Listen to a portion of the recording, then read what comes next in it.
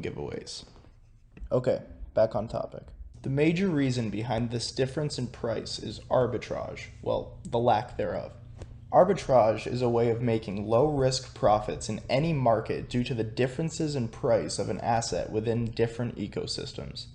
I assume everyone here knows how supply and demand influences the price of an asset, so I will skip that part and just start with an example. There is a potato distribution business in Idaho. Idaho has ideal potato growing conditions, and the number of people per capita is relatively small, allowing for cheaper land, so this potato distributor is able to produce potatoes at a vastly lower cost than people trying to produce the same potatoes in New York, for instance, where the supply is lower and the demand is also higher because there are a lot more mouths to feed. Arbitrage actor Alice sees this as an opportunity to make an easy, low-risk profit. In the Idaho potato market, a bag of potatoes can sell for as low as $3, whereas back in New York, Alice's hometown, the same bag would fetch any knowledgeable potato salesman $5 minimum. Alice packs her suitcase and gets on the next flight to Idaho. She will buy as many potatoes as she can to maximize her profits and cover her traveling expenses. Alice returns back to New York to sell her Idaho potatoes at the New York market value of $5. If Alice makes enough trips and buys enough bags of potatoes, she will reduce the supply of potatoes in Idaho, increasing their demand and thus increasing their price. Likewise, she will flood the New York market with potatoes, increasing their supply and thus lowering their price until there is equilibrium, and potatoes are worth the same across all markets, the New York market and the Idaho market. This is arbitrage. It is making a profit off of the differences in price of the same asset in different markets, such as the $2 discrepancy between potatoes in New York and the same potatoes in Idaho. Arbitrage can and does exist in every marketplace that is not monopolized. And even though arbitrage only exists because of the differences in price, it actually stabilizes the price when users act on it. Let's use cryptocurrency as an example.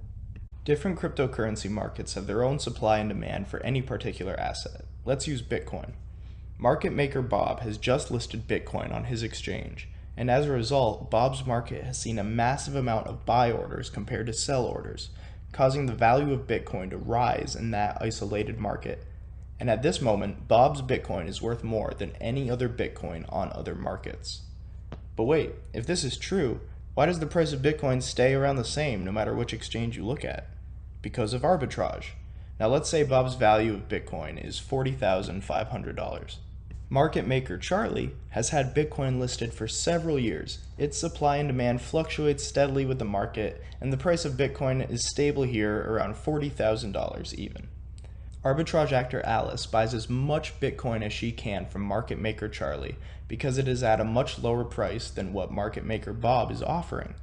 She then sends her Bitcoin over to Bob and sells it in Bob's market for a higher price, and repeats this cycle until the price evens out. Why does the price even out? Because as Bob's Bitcoin rises in value, arbitrage actors begin flooding other markets with buy orders, and likewise flooding Bob's market with sell orders of the Bitcoin they had just purchased and transferred over from a different market.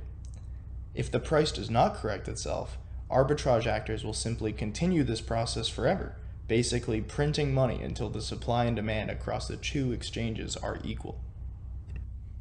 Okay, Mark, this is cool, but what does this mean for Safemoon? Why can't arbitrage help Safemoon remain stable on the different markets like Bitcoin and potatoes? The answer has to do with that 10% tax applied to every buy, sell, and transfer of Safemoon. For arbitrage actors, this is intimidating. In order for an actor to make money, the difference in price between the exchanges needs to be 27.1% higher than the exchange they buy from, and I am excluding network fees as they become obsolete with large transactions. Why 27%? Isn't it 10%? Well, let's see. Let's see if Alice will make money buying Safemoon on PancakeSwap for 0.00005 and selling it on Bitmart for 0.00006. Alice notices the price difference and rushes over to PancakeSwap to load up on Safemoon. Her initial investment does not matter, so we will call it X. Upon purchase, Alice loses 10% of her tokens, resulting in 0.9x of the tokens she would have started with without a tax. When Alice transfers these to Bitmart, she loses another 10%, or is left with 0.81x her initial investment. When she finally sells, she pays one more 10% tax, reducing her investment down to 72.9%. If you follow along with my math, you will notice that Alice will net a loss with these prices, regardless of how much money she puts in. Now, let's generalize this for all prices and initial investments to get a nice equality. As explained earlier, if Alice is hoping to profit off arbitrage with Safemoon, she must expect to sell no greater than 72.9% of her initial investment of tokens. First thing we have to figure out is how many tokens will we be able to sell. We take our initial investment X and divide it by the buy price B. That gives us the amount of tokens we would have if there was no taxes included at all. We then multiply this result by 0.729, as that is the number of tokens that we will be left with after all taxes are included. This answer is the number of tokens we have to sell in Safemoon. To get this value in USD, we must multiply it by the price of the exchange we are selling on. We will refer to this price as S. Okay, that's the end. What is the answer to this equation? This is the value in US dollars of your investment after all fees are considered. So what does this answer need to be? It needs to be greater than your initial investment, or else you're doing all this just to lose money. Okay, we have a fairly ugly equation. Let's rewrite it to make it look more readable. So if we move things around, we can see that 0.729x times the sale price divided by the buy price must be greater than x. This is kind of better, but there is still an x on both sides of the equation and there's no addition or subtraction to worry about, so let's divide both sides of this equation by x. And as a side note, your initial investment cannot be negative, so no, we do not need to flip the equality sign. Much nicer. We now have a wonderful way of evaluating whether or not the price between exchanges will net you profit with Safemoon. Sale price divided by buy price times 0.729 must be greater than 1. Let's see if Alice, in our example from before, would make any money. By substituting in the values for sale and buy prices, we see that we get an answer of 0.8748, which means Alice would be left with only 87.5% of her investment if she had gone through with that arbitrage trade. Not good. You can make the equality shorter by moving the 0.729 to the other side, but this is an easy fraction to remember considering it's taking 10% of 1 3 times. So I left it that way. Well, what price does Bitmart need to be in order for Alice to make money? Let's rewrite our equation. If we multiply both sides of our equality by the buy price, we find that the sale price times 0.729 must be greater than the buy price to see a profit.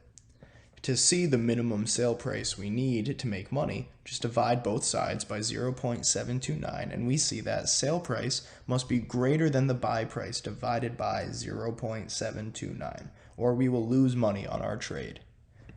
So let's divide the pancake swap price of 0.00005 by 0.729 and we will get the answer of 0.000068587.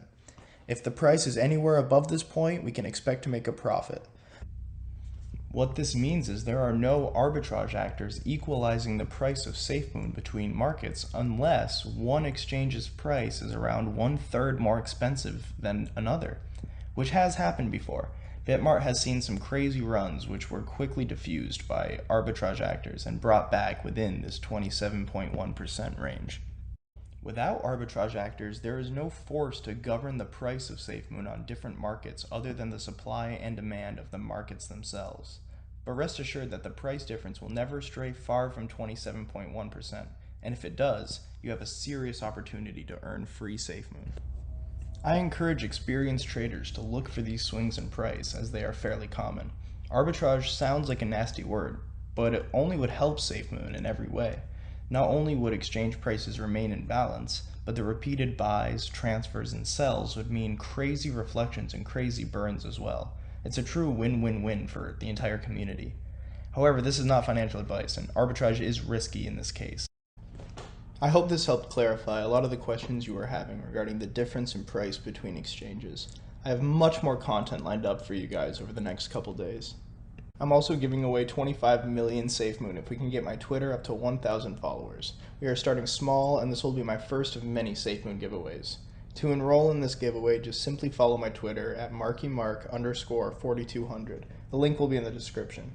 Twitter will allow me to communicate with the community directly on where there is confusion and what topics you would like me to cover in the future. I'm hoping to grow this beyond a YouTube channel. I've spent the last several months developing a use case for Safemoon and all of the community's favorite altcoins and meme coins. We are in testing right now, but tonight and over the next 2 weeks I'll be giving updates on our progress on my Twitter account and teasing some features. I have established a legal entity, and we are going to extend the lifetime of everyone's favorite meme coins far beyond our own.